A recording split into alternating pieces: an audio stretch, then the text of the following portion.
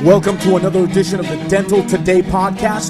Thank you for stopping by. This is brought to you by Lab Media TV. My name is Hezekiah Morales, and here we go.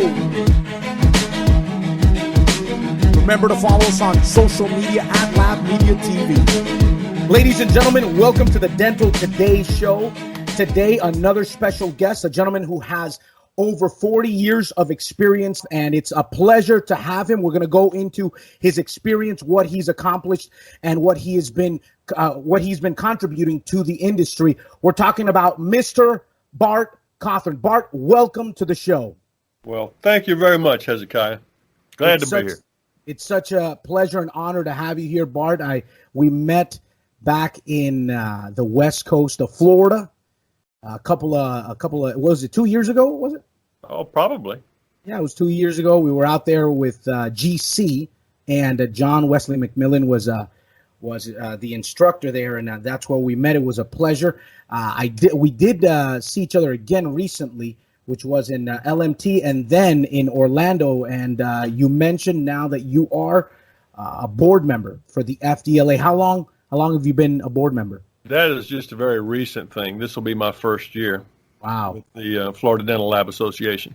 That is awesome. That is awesome. And how's the life here in Florida after living in Georgia for the first part of your life? It's pretty much the same thing, except for not quite as much work. I was raised on a farm, so that's something I'm kind of glad I left behind. Oh man. Yeah, Florida. I see here that you've been in the Orlando, Florida area most of your career. Is that correct? Absolutely. I love it here. Perfect. Well, Bart, I did mention that you have been in the industry for over 40 years, and to me that is such a blessing to be able to have you on the show to ask you a few questions. And being new to this industry, I hear certain things, and everybody's entitled to their opinion, but I've always been of the idea that there's no school like the old school. And the reason why is because fundamentals are so important in the end result. And being in the industry for so long and being able to see the progression of the technology, or how technology has come in and certainly enabled a lot of things and made a lot of things a lot simpler or faster, or let's just say it produces things a lot faster. I would like to ask you and just dive into a few questions here. And but before we do, so why don't you give us a little bit of your background here for those that are new to the show? Okay. So like you said, I started over 40 years ago, and I began with an old German gentleman that moved down from Brooklyn. His name was Al Gunderman, and he was a great technician, master dental technician, and I learned a lot from him. But then I moved on from there and started working in a pros practice, and I learned a lot there also with a very demanding master, and so I learned a lot, and I'm very thankful for those days. Even though at the time I wasn't so grateful, I am now, because I learned a lot about function and about the why we do what we do. And that was in New York. You started in New York, but when was the point that you came over to Florida and you started your career here in Florida? Okay, that actually happened probably about 1978. So I worked in that pros practice. Okay. I worked there for a while, and it was a matter of articulating and making custom incisal guide playing tables and whatnot. So I did all that, and then I learned enough to where I could do a little bit of porcelain work. But during that time, I really learned function. I learned occlusion, this guy that I worked for, he was a big advocate of Pete Dawson's occlusal theory. And so that's the way I learned about lingualized occlusion. And I follow that today. I mean, it's just so much less problems when I do it that way. And I went out on my own after a while because I learned to build a little bit of porcelain, and I could wax, and I could get by. So I did that for another 28 years. I owned the laboratory for 28 years, and it was We all are of different personalities. There are some guys who are artists. There are some guys who are mechanics. There are some guys who are businessmen. I was more of a mechanic. I could make things work, and I started gaining enough experience that my work was passable. It was decent, the porcelain work. I mean, but there's much greater. There's artists out there who are just do beautiful work. My work is it's in there. I mean, it's I've had accolades and people said it was good. So I'm more concerned though about function than anything, because it doesn't matter what it looks like. If it doesn't function, it's just another piece of garbage. You throw it away, start over again. So that's my theory about that. That's my understanding of how it should be. So I did that for many, many years, and being a kind of a control guy, I had to do everything myself. During those years, I didn't think anybody could do it as well as I did. So I ended up working, 14, 16-hour days. And that got to be real old because I was married and I had children, small children, and my wife was sick of it. I was sick of it, and the kids were sick of me. It was just a bad situation. So eventually, I decided that I was getting out of this business, and I was going to go back to school, and I was going to change careers completely. Wow. Yeah. So and I'm not the first guy that's happened to. A lot of the old technicians, you talk to them, and they've all had that moment when they had to make a decision whether they're going to stay in or get out. Mm-hmm. Pretty much for the same reason. Yes.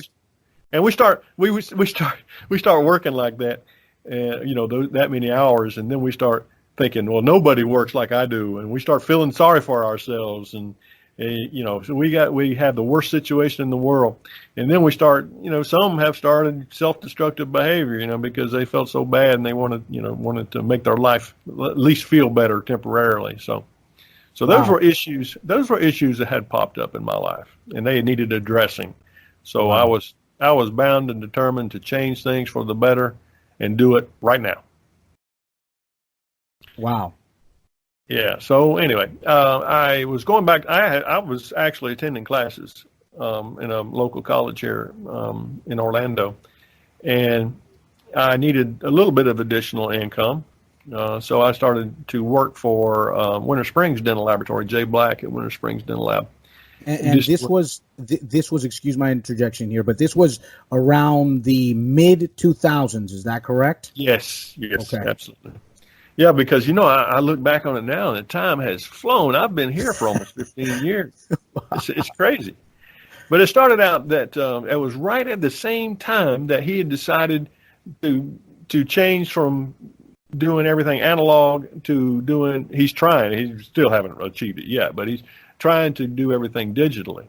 And that, when I first saw my first Emax crown being crystallized, going from that soft blue state to being a crown, I was just amazed. This was like sorcery.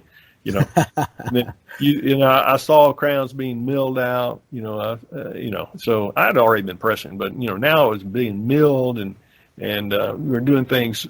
So the technology is what really attracted me, and I really it sort of reignited my passion for this whole business again, because I could see where it was going, because materials were just amazing, and I only could see them getting better all the time.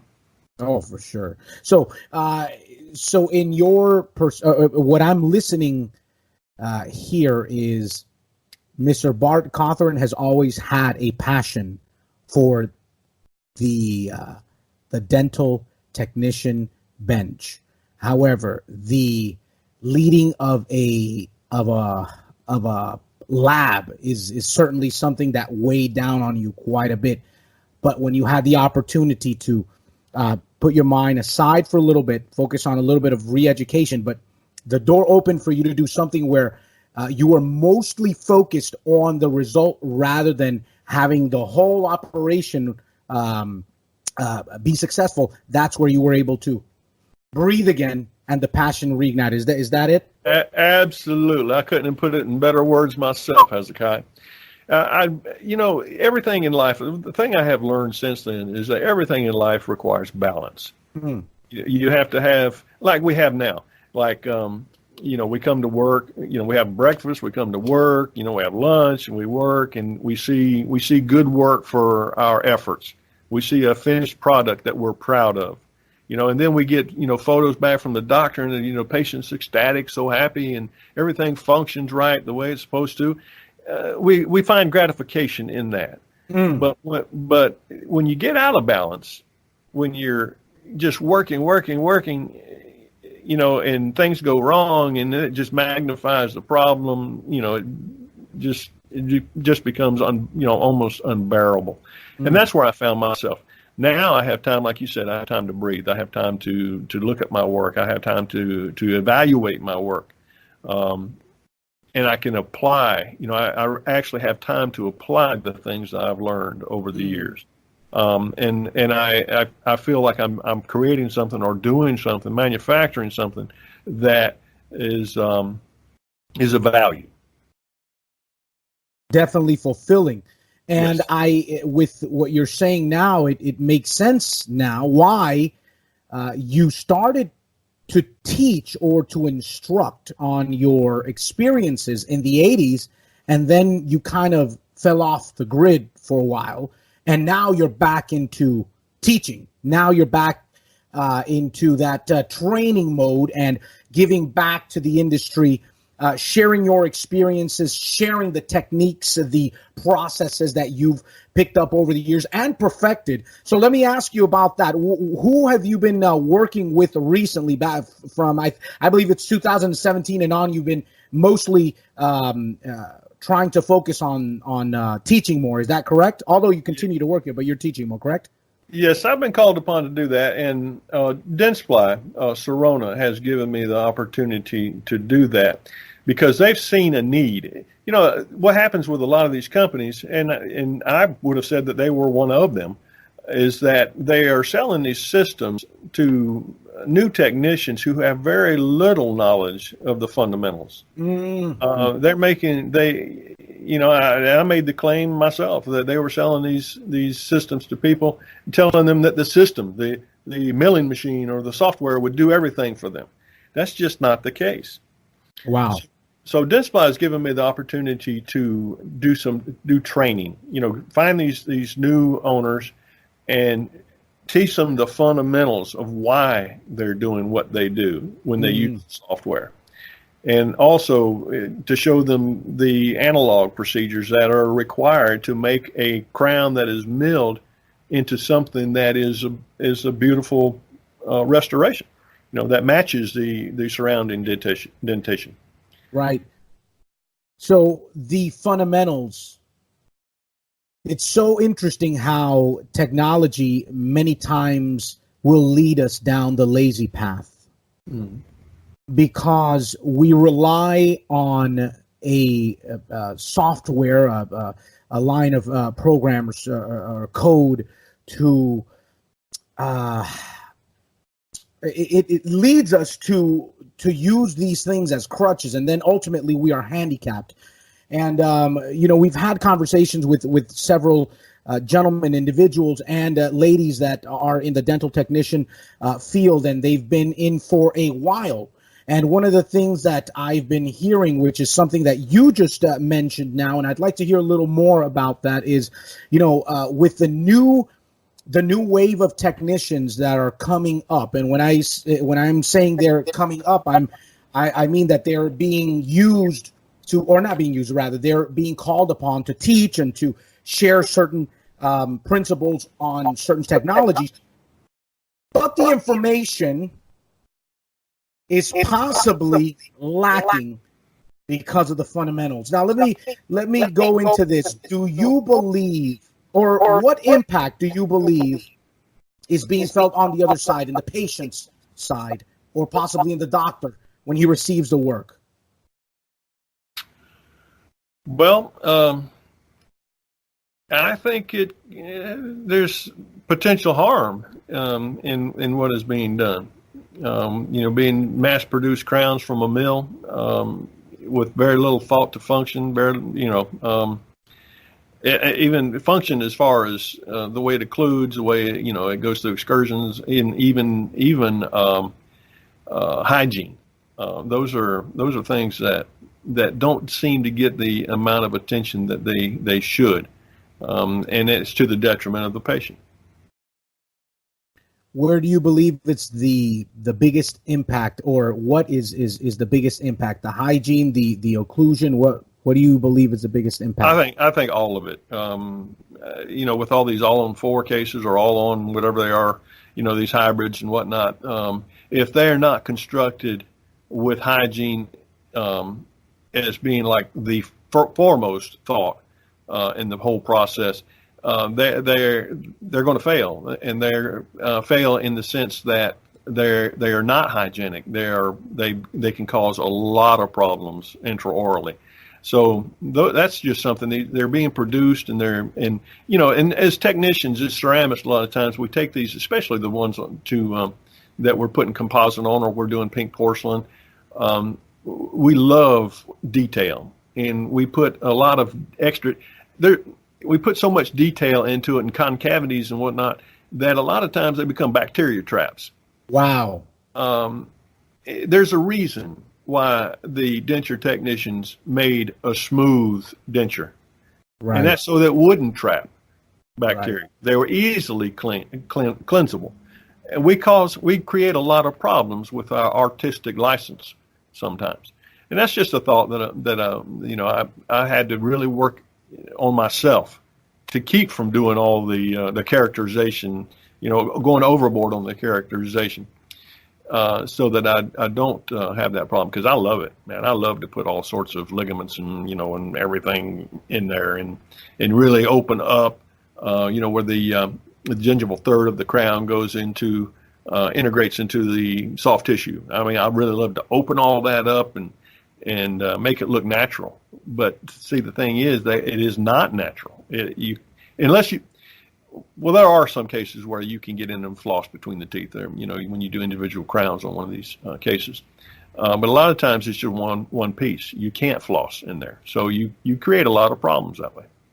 So in other words, many times the aesthetics can take priority over function, the function, and even the health of the patient. Absolutely. Very, very interesting. Don't get me wrong. I love it, man. I love being able to characterize the gingival anatomy in some of those cases. The end results are just amazing. It is so difficult to see, to notice the difference between a natural and this work. Some of these cases are just amazing. Well, some of the products now are so amazing. We have like Neo. I use the Celtra Ceram gingival kit. It's got so many different shades of pink. Plus, it's got add-on pink that you can even use in the glaze cycle. So there's so many. The materials are so much better. And like I stated in the beginning, the materials are becoming better and better and better. We see zirconia now, aesthetic zirconia, that eventually, in my opinion, will take the place of lithium disilicate. That's unheard of. When 15, 20 years ago, when zirconia first came out, you had one shade, and that was white. That was it. And it's evolved into something that's just really amazing, and you can only expect it to get better. Oh, sure. For sure. And, I know that you do a lot of work with zirconia as well. You've attended many lectures with zirconia, and also you have also imparted lectures on zirconia with LMT magazine, the lab day event every February. You were teaching this past February. Is that correct? That's correct. And you were doing this through Dentsply. Yes. Oh, wow. Very nice. Let me just address Dentsply for a second, because, there's, remember back in high school when someone come up to you and they'd say, hey, so-and-so, he's no good. You really stay away from him. That's like telling you what to think. Right. But you go and meet this fella and you get along great with him. He treats you great. So which makes more sense, to go by the experience of someone else or go by your own experience? Your own experience always. Absolutely. Okay, so we hear so much negative stuff about different companies and whatnot. My experience with Dentsply Sirona has been great. They treat me with respect, and they ask my opinion, about what do we need to do to better educate these new users. So that's what I'm involved in. I was doing back in Chicago. I did 2 4-hour hands-on Celtra Ceram courses. Wow. To help them to be able to characterize the crowns and to make them match, or give them just to make them a lot prettier than what they would get if they just milled and glazed. Wow. And this was a full day, or it was two parts or 2 separate courses? It was two separate courses. Oh wow! But you were in there from 8 to 12, and then from 1 to 5. Yeah, and they were both full.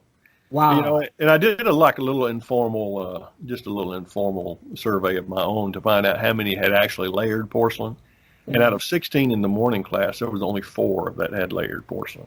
So that just, eventually it will get to the place where maybe just monolithic zirconia will suffice. If it's the multi-layer and it gets to that point where it's just super aesthetic, and all you have to do is just a little staining. That's great.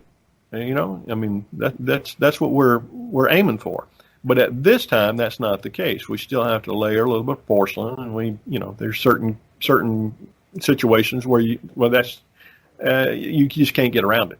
So that's what I teach them. And plus, I throw in a little bit of occlusal tips and things like that, and fundamentals. The fundamentals. Just try to make their life a little easier. That's all.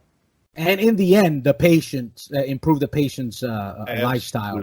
Absolutely. For sure. I think that in the end, it's all about the patient. I think that many times a lot of people can try and boast about their work, but as you mentioned, and I believe this is key, if it looks beautiful but there's no function to it, it's not benefiting, or it's not profiting the end user, the patient. In the end, it's not a good piece of art, and it's just something to look at. But that's a wonderful thing. And let's shift here into your new responsibilities as a board member in the FDLA. I saw you out there. You were very active on the floor at the show here in Orlando. We went up there because we had a particular meeting there, and then I wanted to record the podcast there with Edgar Munoz, but that was impossible. I couldn't find him. It was crazy. When he was available, I was in the meeting, and we went back and forth. But I saw you there very active. What are some of your experiences from outside and now being a board member? Well, I don't even really know what being a board member entails yet. we have a first strategy meeting next month. Actually in August. But in between, I have private training, for Dentsply this month. Let me see. We're with some of the local lab owners who are also board members here in Orlando, of the FDLA. We're working on establishing a study club. So we had our first meeting about that yesterday. So we hope to have some representatives of different manufacturers, different companies here locally. Very nice. To teach us, and that's been excuse me. I think that's part of what I was trying to get to a minute ago about balance. It's really hard to keep your focus or keep your passion alive if all you do is work. And we look at the situation with education now in dental technology, and we think, well, there's so many courses, we're being overeducated. Well, that's not the case. Just go to something. Go to any education course that you can go to for your own benefit, to keep your passion, your interest, your focus alive. And if you only learn one thing, it was worth it. One thing that you can apply, it was worth your time and effort and money. So that's where we stand with education, and I love it. I really, really appreciate some of these guys, some of the stuff that they teach us. You know, John, um, Mitch Hurst, Nondis, so many. You know that they teach you, and it's almost impossible to come away without learning something. Right. So that's how I keep my focus, and I hope that I'm able to do that. You know, by just showing some of the simple things. You know, some of the fundamental things to some of these new people. To help them to kind of like send them on their way and keep them motivated and stay in this business has been pretty darn good to me. Yeah, well, you've been here for 40 years, and there was a moment where you decided to switch it up, but that passion came back. That's awesome. So that means that we definitely have to have you back on the show after this meeting to know what's going on, what the FDLA has in store for the Florida organization and everyone that's here. And allow me to go into this. I do understand that obviously there's a membership fee and all these things associated with it, and there's a lot of things that people can take from it. But why do you think that there are a lot of technicians that aren't or haven't taken advantage of these types of organizations in the past? I know that there's a little more engagement now, but in the past there wasn't. What do you think was that wall that was built there? You know, that's an excellent question because you know it's hard to say one thing. You know, I don't know, and that's the reason that I got involved because I want to find out the answer to that very question. I don't know if it's the Florida Dental Lab Association, and I'm just speaking for our group. I don't know about the other states. I don't know if we are pursuing, you know, if we're really presenting it in the way that it needs to the individual technicians in the lab, not the lab owner, but to the technicians. We need to push the CDT, you know, the importance of becoming a certified dental technician.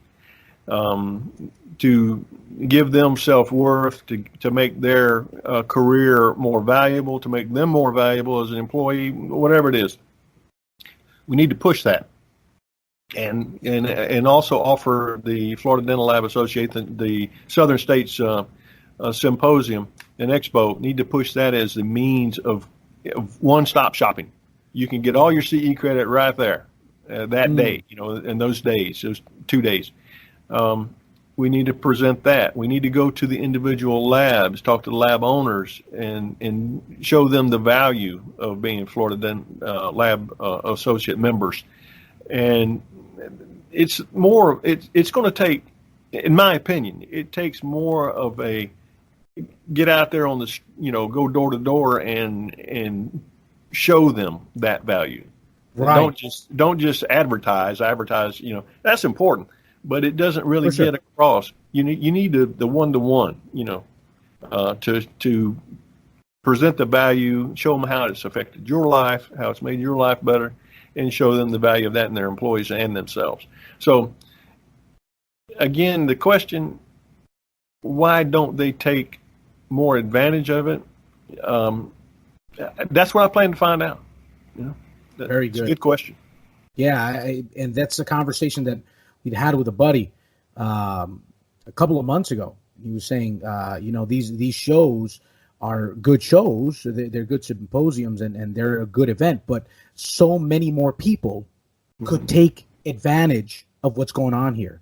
Well, I think like for us, like having your company, MPF, you know, U.S. Dental Depot, having a booth there. We want to find out how to attract major vendors. You know, and we want those vendors to have like hands-on courses there where somebody can look over their shoulder and watch them work like you do in Chicago. Your company does in Chicago, and they're having so many different great technicians to show their materials and their supplies and whatnot. So that's the thing that we have to do. We have to have whatever attracts more people. You know, that it's not just walking around looking at burrs and you know equipment, and that just doesn't do it. You know, you've got to show them something. You've got to attract people, and I think that having more vendors and having the the hands-on demonstrations and things like that. I think that might be something that we need to work on. Like adding more value. Yes. Adding more value to the situation rather than just presenting products that you could purchase when they're already purchasing them online and they can see the catalogs online. Exactly. Show them how to use those things. Have somebody who knows what they're doing show them how to use it. Absolutely. That's certainly something that we hope that can come to pass, right? I do believe that, I work for U.S. Dental Depot, and I am in business development and marketing and sales.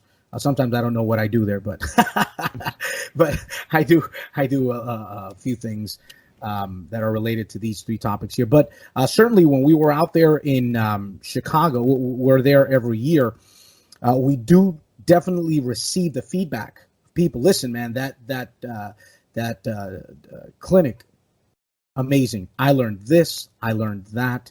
I didn't know that this could be used for this, and things that may seem pretty elemental. But as you mentioned before, and this was something that really stuck to me. Sometimes we can get so wrapped up in our day-to-day routine that we can't find the time for the balance. And the other balance is we have to continually grow. Other than if we don't, then we become stagnant. As stagnation begins to set in as professionals, as people. And I believe that sometimes that's one of the frustrations that dental technicians face, especially dental technicians that own their own laboratory.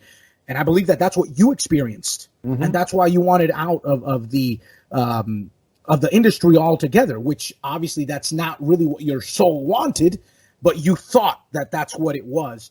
So I believe that would definitely be something great. And I know that, again, Edgar, we had a conversation with Edgar. He was on the podcast a month ago. I spoke to you about him being on the podcast, and he did mention that he had a phenomenal experience here, and it was great feedback from the people that were around watching. I also saw that there was a company there that had another lecture, BM Dent or something like that. I just walked by really briefly. But they had something set up there, and people were there, and they sat there for a little over an hour, which is awesome. And there was interaction there, and I think that that's what you want to see more in more in these shows. That's awesome. Bart, we want to be able to continue to follow you. Where do we follow you? Instagram, Facebook, LinkedIn. Facebook. What's your tag? I don't know what that even is. Just my name. So it's going to be Bart Cothran. That's it. And we follow all I you know there. Anyway. This is my first experience with doing this. Our podcast. Well, we want to thank you, Bart, for taking the time. We know you're very busy, especially now your wife. We've been praying, keeping your wife in our prayers, and we hope her recuperation is certainly very successful, and she's back on her feet again. And I know that you had to take some time off to do this. We really appreciate this, Bart. We appreciate you giving that back to the industry with your experiences and your opinions. Thank you so much for having me. Bart, we hope to see you soon. Thank you so much. Till the next time. Okay.